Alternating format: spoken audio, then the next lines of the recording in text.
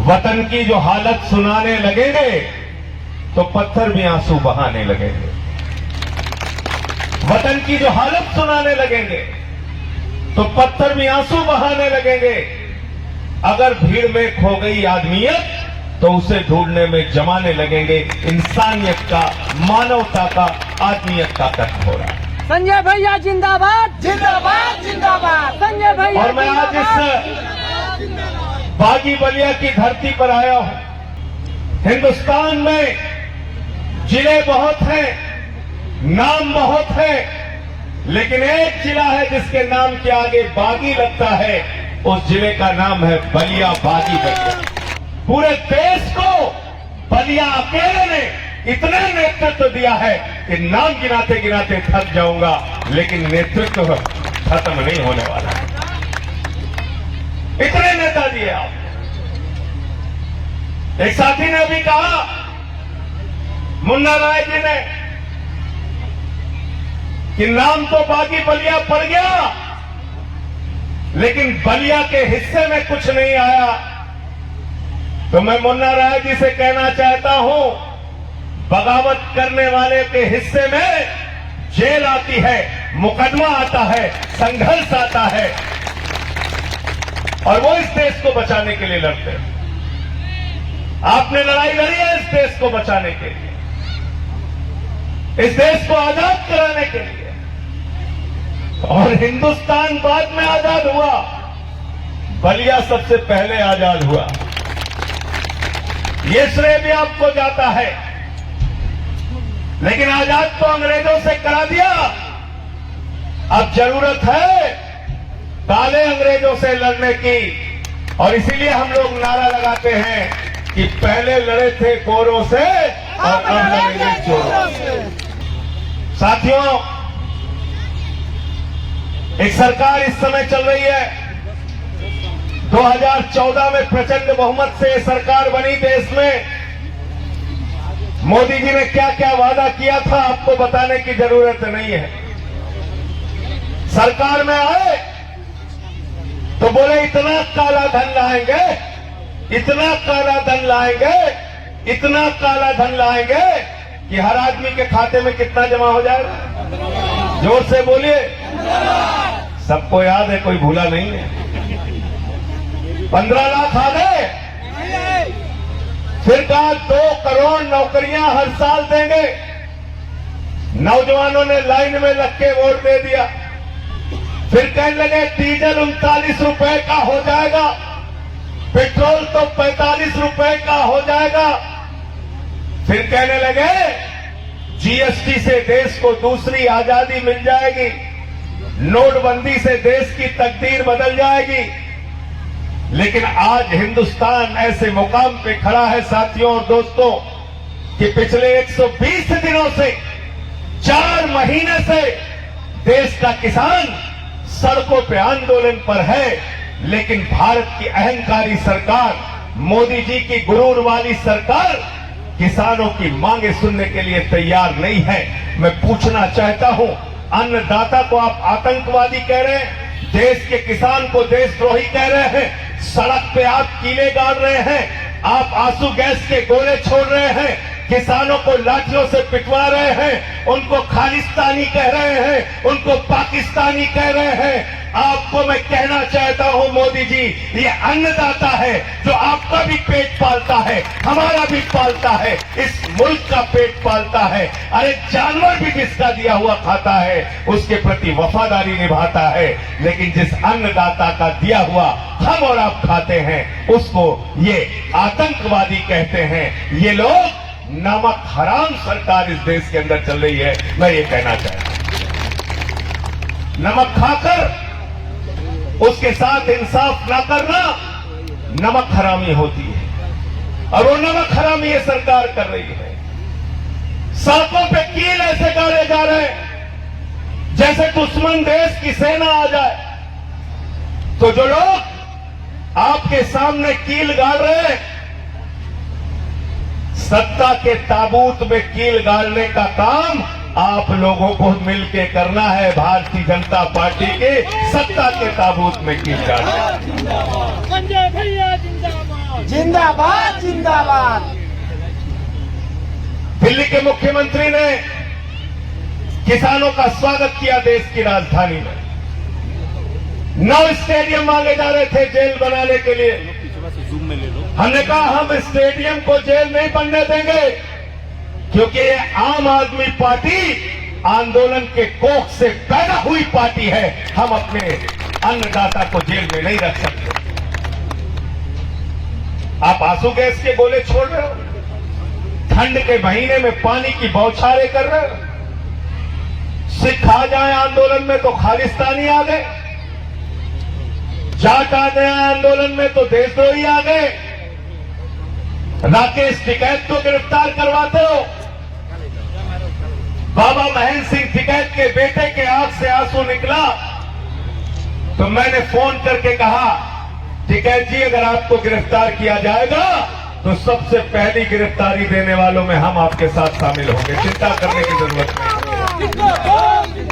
हमारे मुख्यमंत्री ने बात की अरविंद केजरीवाल जी ने और कहा कि जो भी किसानों की जरूरतें हैं उसको हम पूरा करेंगे। आप आंदोलन कीजिए, लड़ाई लड़िए।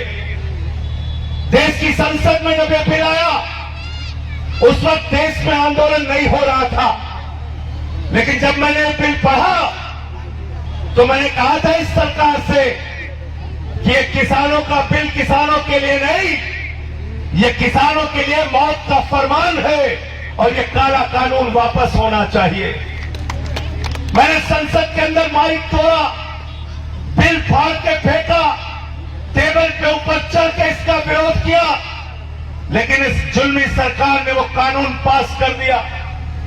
जब मैंने माइक तोड़ा तो मुझे निलंबित किया गया। मैं भाजपा के लोगों से कहना चाहता हूं, मैंने किसानों के लिए माइक तोड़ा, मुझे निलंबित किया गया।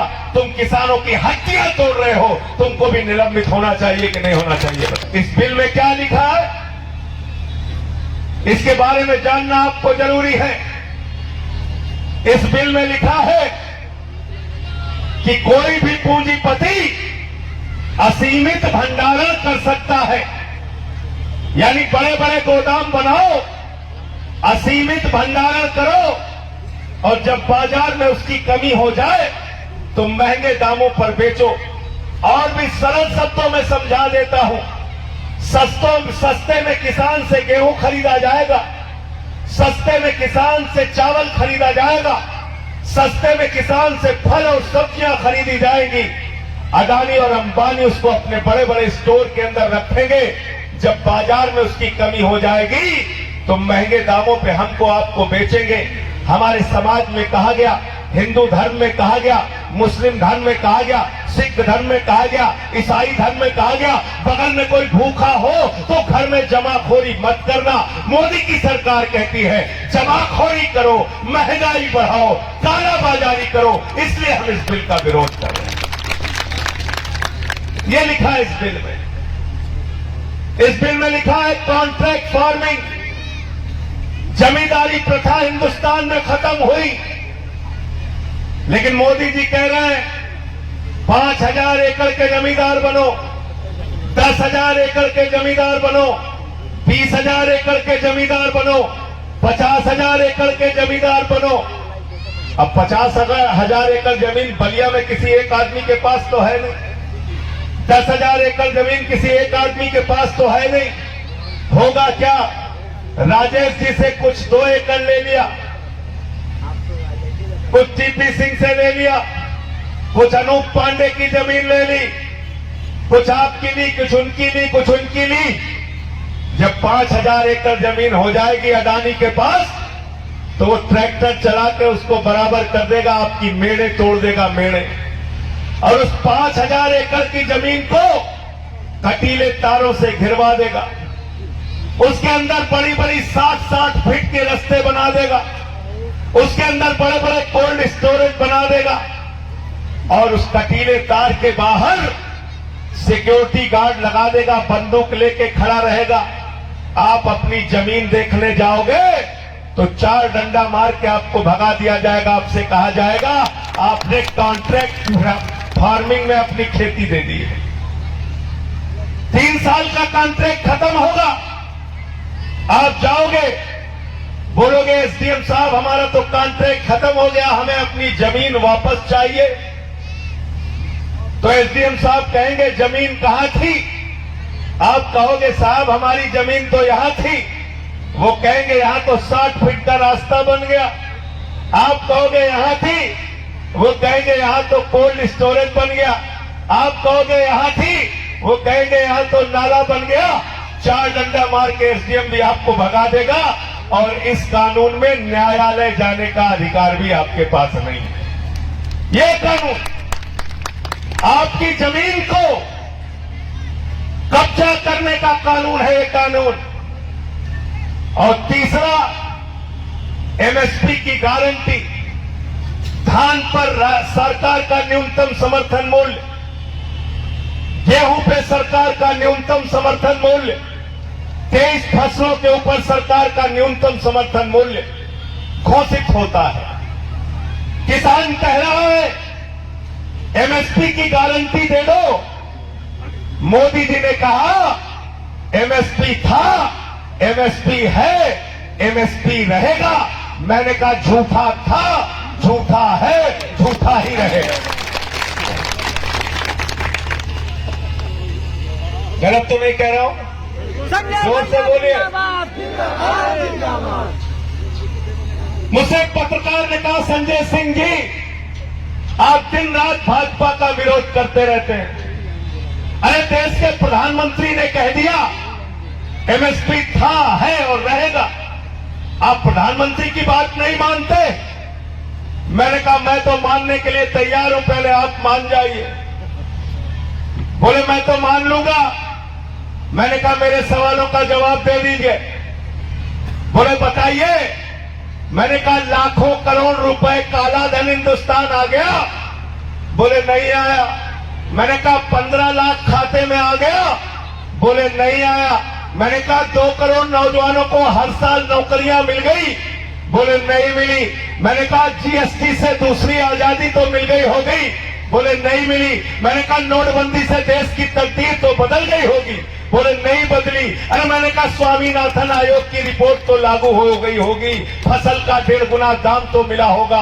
बोले नहीं मिला। अरे मैंने कहा गन्ना किसान का 4 साल में 1 रुपए भी तो दाम बढ़ाया होगा? बोले नहीं बढ़ाया। मैंने कहा 18,000 करोड़ रुपए गन्ना किसानों का बकाया तो जरूर मिल गया होगा? बोले नहीं मिला। तो मैंने कहा बताओ ऐसे झूठे आदमी का भरोसा कैसे करते हैं? भरोसा कर ले क्या? जोर से बोलिए। एमएसपी मिल जाएगी मोदी जी के कहने से? अरे एमएसपी कानूनी गारंटी से मिलती है। अगर आपको एमएसपी नहीं मिली, फसल का दाम नहीं मिला, आप न्यायालय में जाएंगे, जज साहब से कहेंगे फसल का दाम नहीं मिला। जज साहब कहेंगे इस कानून में कहां लिखा? आप कहोगे मोदी जी ने बहुत अच्छा भाषण दिया था जज साहब, आपने नहीं सुना। आपकी फाइल को पकड़ के जज साहब नीचे फेंक देंगे। गलत तो नहीं कह रहा हूं? गलत तो नहीं कह रहा हूं? इसलिए ये तीनों काला कानून हिंदुस्तान के किसानों के पीठ में छुरा मारने का कानून है। ये तीनों काला कानून हिंदुस्तान के किसानों के मौत का फरमान है। ये कानून वापस होना चाहिए, वापस होना चाहिए और वापस होना चाहिए। दूसरी बात, मोदी जी ने देश का बजट पेश किया।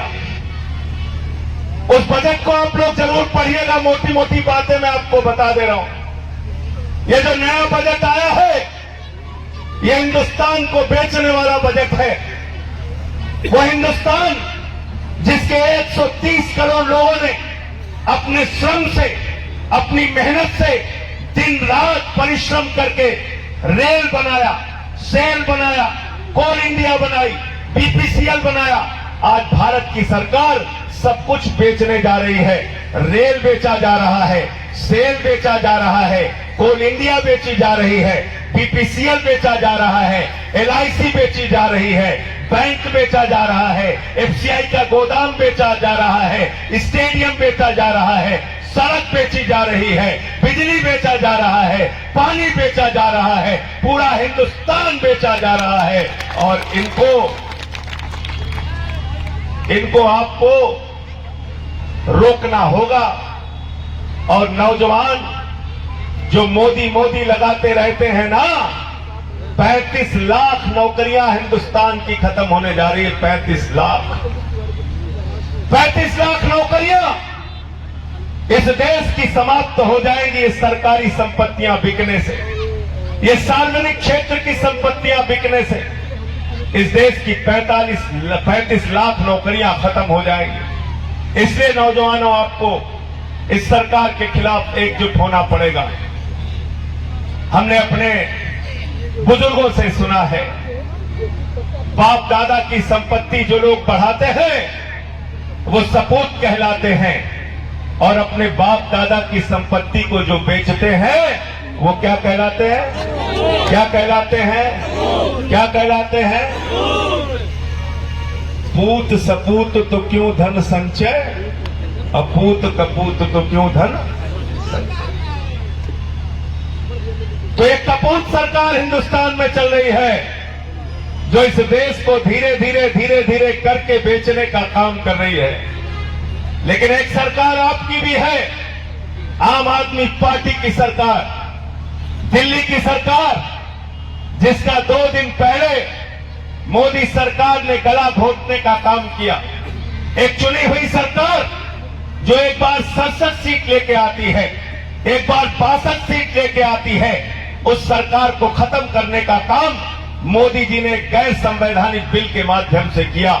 और इस बात से साबित हो गया कि मोदी को अगर किसी से डर लगता है तो उस नेता का नाम है अरविंद केजरीवाल, उस पार्टी का नाम है आम आदमी पार्टी। केजरीवाल जिंदाबाद, जिंदाबाद, जिंदाबाद। क्योंकि जनता के लिए ईमानदारी से कोई सरकार काम नहीं कर रही, इसलिए डर लगता है।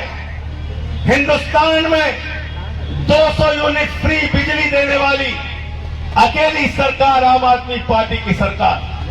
हिंदुस्तान में माताओं बहनों की सुरक्षा के लिए सीसीटीवी कैमरे का जाल लगाना, बस की यात्रा फ्री करना, बच्चों की पढ़ाई के लिए जब 2015 में हम लोगों की सरकार बनी, स्कूलों में केजरीवाल जी जाते थे, मनीष सिसोदिया जी जाते थे, तो वहां मकड़ी के जाले लगे होते थे। उन मकड़ी के जालों वाले स्कूल में आज बच्चों की पढ़ाई के लिए एयर कंडीशन कमरे बने हैं। दिल्ली के अंदर जाकर देख लेना। उन सरकारी स्कूलों में स्विमिंग पूल का निर्माण हुआ है, जाकर देख लेना। एथलीट के ग्राउंड बने हैं, हॉकी के ग्राउंड बने हैं। दिल्ली के सरकारी स्कूलों के टीचरों को हमने विदेशों में ट्रेनिंग के लिए भेजा, और आज दिल्ली देश का पहला राज्य है जहां इंटर का रिजल्ट 98% पास हुए आपके बच्चे। मोहल्ला क्लिनिक बनाने का काम किया। वो मोहल्ला क्लिनिक जहां 200 तरह की जांच फ्री होती है, जहां दवाएं मुफ्त मिलती हैं, इलाज मुफ्त होता है, ऐसा मोहल्ला क्लिनिक बनाया जिसकी तारीफ संयुक्त राष्ट्र संघ के महासचिव कोफी अन्नान ने की थी। ऐसा मोहल्ला क्लिनिक बनाया जिसके तारीफ में अमेरिका के न्यूयॉर्क टाइम्स अखबार ने खबर लिखी। पहले लोग कहते थे अमेरिका से सीखो, अमेरिका से सीखो, अमेरिका से सीखो। आज अमेरिका वाला कह रहा है केजरीवाल से सीखो, आम आदमी पार्टी से सीखो। जिस उत्तर प्रदेश में हम लोग रह रहे हैं, आदित्यनाथ जी की सरकार, इस सरकार में उत्तर प्रदेश में बिजली का दाम आसमान पर है, और दिल्ली के अंदर देश की पहली सरकार है जो 73% जनता को जीरो बिजली का बिल यानी फ्री में 200 यूनिट बिजली देती है। 73% जनता का बिल जीरो आता है। 20,000 लीटर पानी फ्री दिया जाता है दिल्ली में। दिल्ली की सरकार 5 फ्लाईओवर का निर्माण करती है तो 300 करोड़ रुपए बचाने का काम करती है, और उस ईमानदारी की सजा ये दी जा रही है कि कहा जा रहा है केजरीवाल सरकार नहीं है, आम आदमी पार्टी की सरकार नहीं है। सरकार किसकी है? एलजी की सरकार है। लोगों ने वोट एलजी को दिया था कि केजरीवाल को? लोगों ने वोट भाजपा को दिया था कि आम आदमी पार्टी को? लेकिन इन बेईमानों ने जो 1998 के घोषणा पत्र में भाजपा पूर्ण राज्य की वकालत करती थी, 2003 के घोषणा पत्र में भाजपा पूर्ण राज्य की बात कहती थी, 2008 के घोषणा पत्र में भाजपा पूर्ण राज्य की बात करती थी, 2013 के घोषणा पत्र में भाजपा पूर्ण राज्य की बात कहती थी, 2015 के घोषणा पत्र में भाजपा पूर्ण राज्य की बात करती थी। मदन लाल खुराना जी भाजपा पूर्ण राज्य की बात करती थी, साहेब सिंह वर्मा जी पूर्ण राज्य की बात करते थे, स्वर्गीय अटल बिहारी वाजपेयी जी पूर्ण राज्य की बात करते थे। लेकिन केजरीवाल से हारे तो बोले हम राज्य मानेंगे ही नहीं। ये किया इन लोगों ने। लेकिन चिंता मत करना, ये आम आदमी पार्टी है, लड़ेंगे और जीतेंगे। हम हार मानने वाले लोग नहीं हैं। हमने हार कहां मानी? पिछले 1 साल से उत्तर प्रदेश में घूम रहा हूं और रोज अखबार उठा के देखता हूं तो पता चल रहा है इस जिले में मुकदमा, उस जिले में मुकदमा, इस जिले में मुकदमा, उस जिले में। बाबा जी के पास कोई काम नहीं, खाली मुकदमा लिख रहे हैं। 14 मुकदमे लिख दिए आदित्यनाथ जी मेरे ऊपर। और मेरा अपराध क्या है? मेरा अपराध यह है कि मैंने 8 पुलिस के जवानों की शहादत का मुद्दा उठाया। मेरा अपराध यह है कि मैंने हाथरस कांड का मुद्दा उठाया। मेरा अपराध यह है कि मैंने पत्रकार विक्रम जोशी की हत्या का मुद्दा उठाया।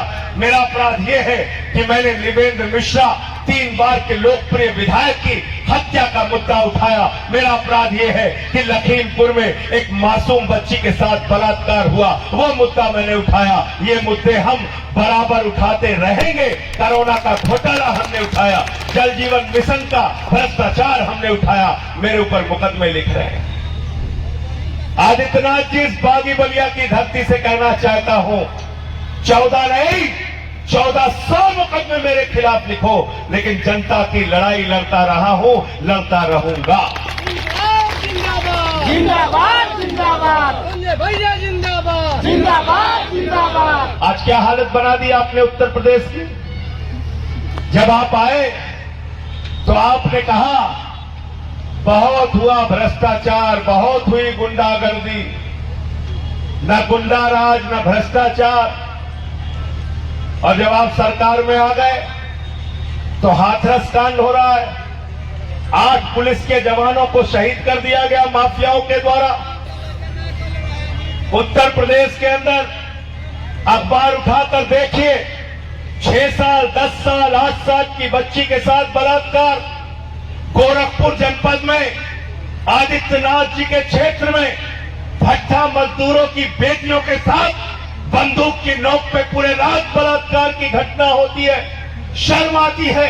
68 बच्चे गोरखपुर के अंदर मेडिकल कॉलेज में ऑक्सीजन के अभाव में मर जाते हैं। शर्म आती है।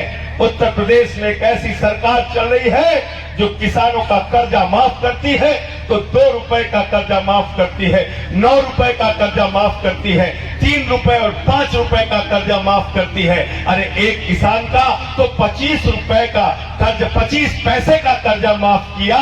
मैं कहना चाहता हूं आदित्यनाथ जी, कर्जा माफ करो या ना करो, लेकिन किसान का ऐसा मजाक उड़ाना बंद करो। भारत माता की जय। जिंदाबाद। इस उत्तर प्रदेश में देखा, मैंने कभी नहीं सुना शिक्षा मित्र सुहागिन महिलाओं ने अपने सिर मुड़वा के विरोध प्रदर्शन किया। आंगनबाड़ी की महिलाओं को मारा गया, पीटा गया। बीटीसी की महिलाओं को मारा गया, पीटा गया। अभी ग्राम विकास अधिकारी की भर्ती में 2018 में जिन बच्चों का चयन हुआ था वो नौकरी कैंसिल कर दी, नियुक्ति पत्र नहीं दिया, तो 2 बच्चों ने कल आत्महत्या कर ली। ये हो रहा आदित्यनाथ जी आपकी सरकार में, और आप बंगाल में और हैदराबाद में और केरल में और मुल्तान में घूम रहे हैं।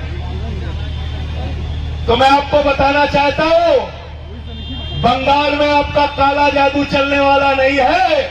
वहां ममता बनर्जी जी बैठी हुई हैं भाजपा का इलाज करने के लिए, और पूरी तरीके से भाजपा हारेगी बंगाल में। ये तुम्हारा काला जादू वहां चलने वाला नहीं है। ये दिन रात झूठ बोलने का काम वहां चलने वाला नहीं है। नरेंद्र मोदी जी हमारे देश के प्रधानमंत्री हैं, अभी गए बांग्लादेश, कहने लगे मैं बांग्लादेश की आजादी के आंदोलन में हिस्से में मैं भाग लिया था और वहां मेरी गिरफ्तारी हुई थी। अब आप मुझे बताइए, जो बुजुर्ग लोग होंगे, पुराने लोग होंगे, जानते होंगे, अरे भाई बांग्लादेश की आजादी के लिए लड़ाई तो पाकिस्तान से हो रही थी, और बांग्लादेश को आजाद कराने के लिए तो पूरी भारत की सरकार लगी थी। तो तुम्हारी गिरफ्तारी किसने की? पाकिस्तान ने की, भारत ने? आप मुझे बताओ, भारत का एक एक नागरिक बांग्लादेश की आजादी के समर्थन में खड़ा था। भारत का एक एक नागरिक बांग्लादेश को आजाद कराने की बात कर रहा था। भारत की सरकार, हमारे देश की उस समय की प्रधानमंत्री बांग्लादेश को आजाद कराने के लिए लड़ रही थी। तो मोदी को गिरफ्तार किसने किया?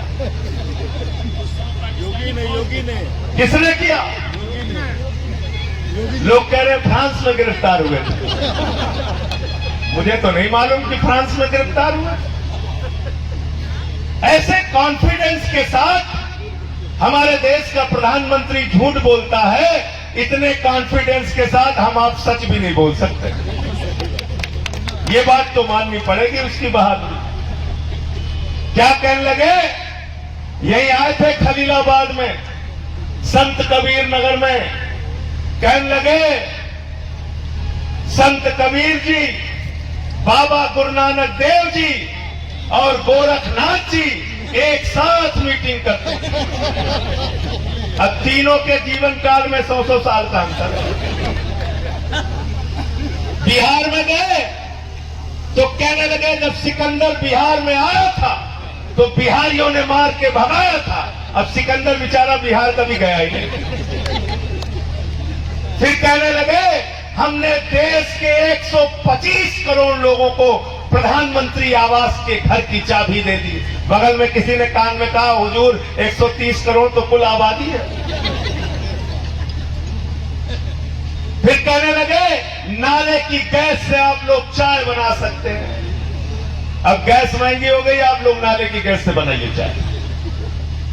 857 रुपए का सिलेंडर हो गया, और हर जगह आपने अपनी फोटो लगा दी है पेट्रोल पंप पे, उज्ज्वला स्कीम, उज्ज्वला स्कीम। अरे उज्ज्वला स्कीम का सिलेंडर खरीदने का तो पैसा रहेगा नहीं, आपकी स्कीम लेके क्या करेंगे? अपने सर पटकेंगे क्या?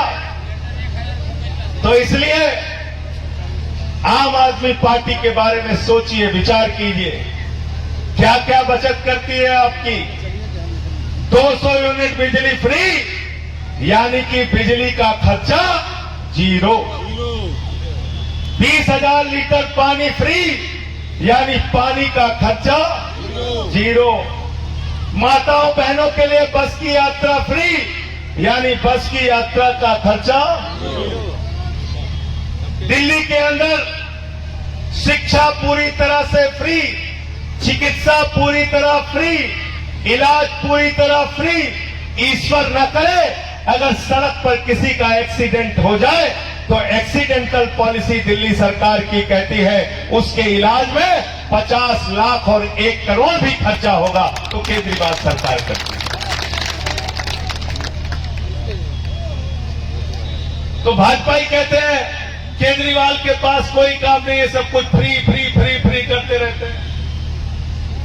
अरे भाई, जो ईमानदार सरकार होगी वो फ्री फ्री करेगी, जो बेईमान सरकार होगी वो लूट लूट करेगी, लूट लूट करेगी।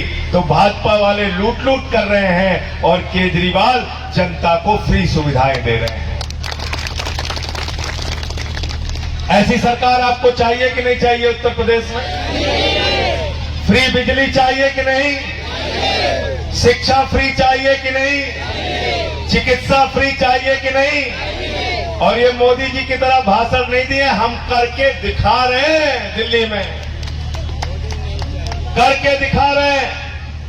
और उत्तर प्रदेश में भी अभी जब रैली हुई थी तो केजरीवाल जी ने साफ तौर पे कहा था, गन्ना फेंक कर चीनी मिल में जाओगे, घर पहुंचने से पहले पेमेंट आपके खाते में पहुंच जाएगा।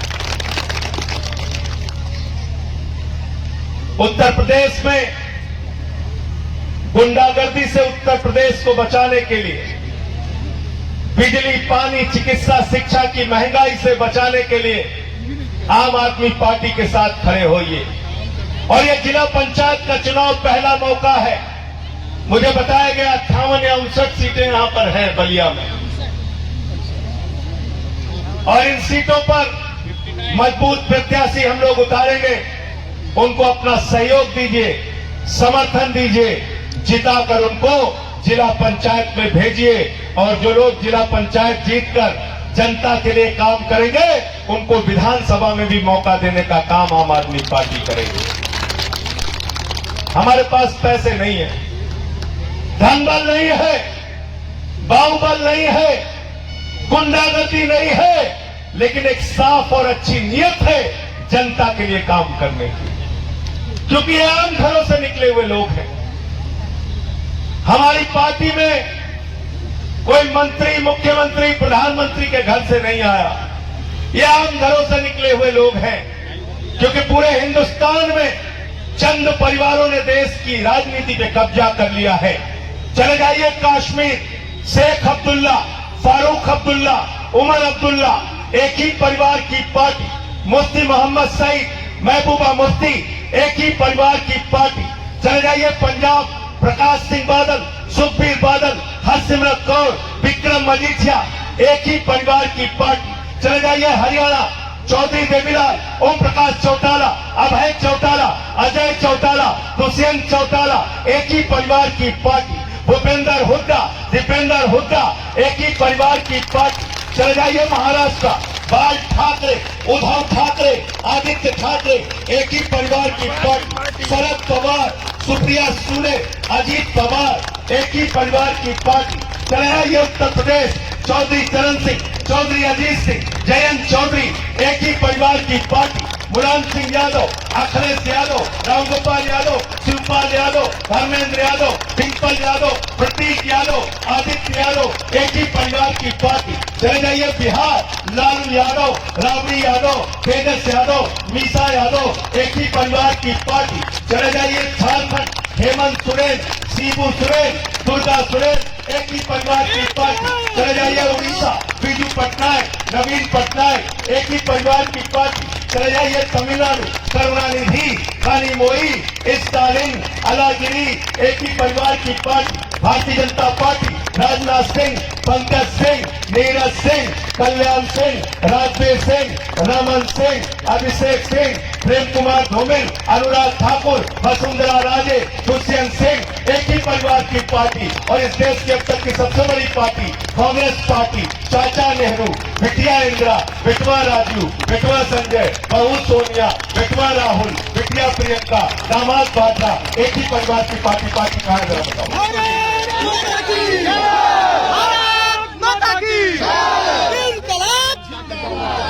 संजय भैया जिंदाबाद। पार्टी है क्या? संजय भैया जिंदाबाद। पार्टी है। ये पार्टियां नहीं चल रही है, प्राइवेट लिमिटेड कंपनियां चल रही है, प्राइवेट लिमिटेड कंपनियां। इन कंपनियों पर ताला लगाना चाहते हो कि नहीं लगाना चाहते हो? हाथ उठा कर बताओ। भारत माता की कंपनियों पर ताला लगाना चाहते हो तो तलवार चलाने की जरूरत नहीं है, बंदूक चलाने की जरूरत नहीं है। लाइन में खड़े होके आम आदमी पार्टी को जिता देना, ये सारे बेईमानों की कंपनियां अपने आप बंद हो जाएंगी। भैया जिंदाबाद, जिंदाबाद, जिंदाबाद। संजय भैया जिंदाबाद, जिंदाबाद, जिंदाबाद। कोई कहता है पंजे को वोट दे दो, कोई कहता है साइकिल को वोट दे दो, कोई कहता है लालटेन को वोट दे दो, कोई कहता है तगड़ी को वोट दे दो, कोई कहता है हाथी को वोट दे दो। हाथी तो वैसे ही ज्यादा खाती खाती है कि नहीं खाती? बहुत खाते हैं, बहुत खाते। तो इसलिए साथियों और दोस्तों, ये कब तक मजहबी नशा बांटिएगा, ये उन्माद वाली हवा बांटिएगा, ये मंदिर ये मस्जिद शिवालय की जिद में वतन ही ना होगा तो क्या बांटिएगा? पहले इस वतन को बचाने की जरूरत है। ये जाति धर्म का जो नशा है, इससे बाहर निकलने की जरूरत है। इस मुल्क को बचाने के लिए हिंदू मुसलमान अगड़ा पिछड़ा दलित सवर्ण ये सारे भेद मिटाने की जरूरत है। और ये जब भेद मिट जाएगा तो आप एक आम आदमी हो, और जब आप आम आदमी हो तो आम आदमी के लिए हक के लिए काम करोगे। तो सड़क से सदन तक हमारा एक ही वसूल, एक ही सिद्धांत, एक ही नाम, एक ही नारा है, वो है आम आदमी को मजबूत करो, आम आदमी को देश का मालिक बनाओ, आम आदमी को देश की राजनीति में आगे बढ़ाओ।